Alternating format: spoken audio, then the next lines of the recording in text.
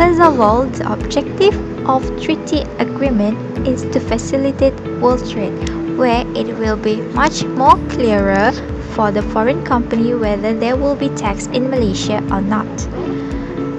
The second is to promote the technology transfer from the foreign company to the Malaysian company. And lastly, to prevent the tax avoidance and evasion. Secondly, double taxation relief. Determined by reference to the country of residence in three ways. First, full exemption for profits, exemption in the country of origin income arising to a resident of other country. Second, full credit for tax, tax credit against a person's tax in his home country of residence. Third, full deduction, tax deduction against total income in the home country. Besides that, how to seek treaty protection? What should be included in the scope of the treaty? The first, the person and entities to which it applies. Second, the tax covered. It means no double taxation agreement area. And the last is the territorial to which the treaty extends. Next is residence. The importance of residence in double taxation agreements. First, it determines the person who can claim the benefit of the treaty. Second, income allocation is according to the residence of taxpayer. And third, it reduces withholding tax rates to residents of other contracting country. Now moving on to the determination of residence. First, it is determined by the domestic laws of that country. It is possible to be residents of more than one country. But residence may result in double taxation. So here's the preferential test for individual. First, permanent home. Second, central of vital interest. And third, habitual abode. Fourth, nationality. And the last one is mutual agreement. Meanwhile, the preferential test for company is that it is must based on the place where the company is managed. Second, it is where day-to-day management of the company is done and may not be where important business decisions of the company are taken. Next is permanent establishment.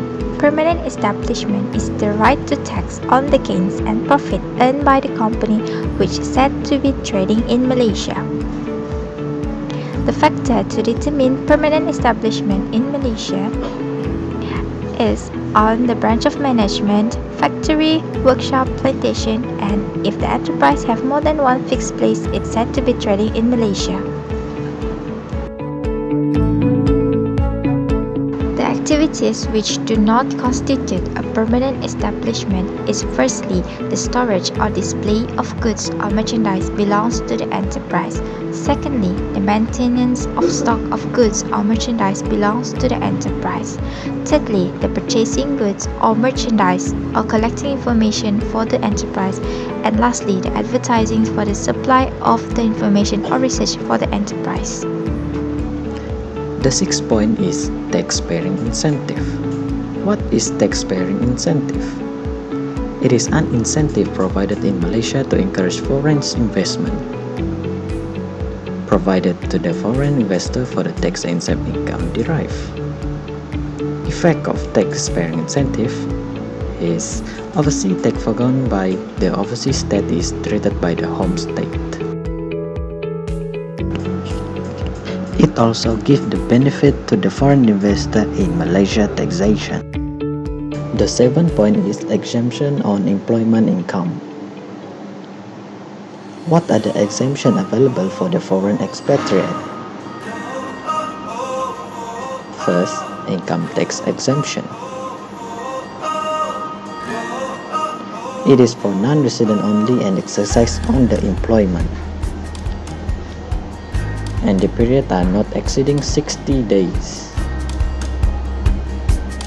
and it is not available to director. Second, double taxation relief. They may seek for treaty protection, for example, Japan and United Kingdom expatriate. Resident in Japan or United Kingdom, present in Malaysia not exceeding 183 days. And last but not least, double taxation relief. Two types of double taxation relief, which is bilateral relief and unilateral relief. First, bilateral relief. Given to people who suffered tax in Malaysia or anywhere but on the same income. Any foreign source income received in Malaysia from outside Malaysia will be exempted. Banking, shipping, insurance and air transport companies continue to be assessed. Has to be claimed within 2 years after the end of that year assessment. Second, unilateral relief. There is no double taxation agreements between Malaysia and a foreign country. Has to be claimed within 2 years after the end of that year assessment. So, in conclusion, double taxation agreement is important to an individuals and organizations. Thanks for watching, guys.